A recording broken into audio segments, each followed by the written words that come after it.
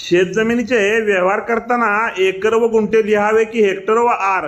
नमस्कार, मी ॲडव्होकेट विशाल गावडे। शेतजमिनीचे करारपत्र व वेगवेगळ्या स्वरूपाचे दस्त त्याबद्दल व्यवहार करतात। आजही अनेक वेळा जमिनीचे मोजमाप हे एकर व गुंठामध्ये लिहिलेले जाते। प्रत्यक्षात सर्वे नंबरचे गट नंबरमध्ये रूपांतर झाल्यानंतर सातबाऱ्याच्या उतार्यावर हेक्टर व आर यामध्ये क्षेत्र नमूद केलेले आहे।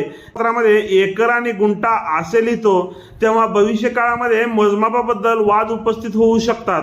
कारण एक गुंठा म्हणजे 1000 फूट जागा विक्री केली होती किंवा विक्रीचा करार केला होता अशा स्वरूपाचा वाद निर्माण होऊ शकतो। एक आर क्षेत्र म्हणजे 1089 चौरस फूट होते। त्यामुळे गुंठा लिहिल्यानंतर गुंठा हा शब्द सातबाऱ्याच्या उतार्यावर नसल्यामुळे 1000 चौरस फूट समजायची का 1089 चौरस फूट समजायची याबद्दल दोन्ही व्यक्ती आपापल्या परीने आपल्या सोयीचा अर्थ लावतात। हेक्टर व आर यामध्ये क्षेत्र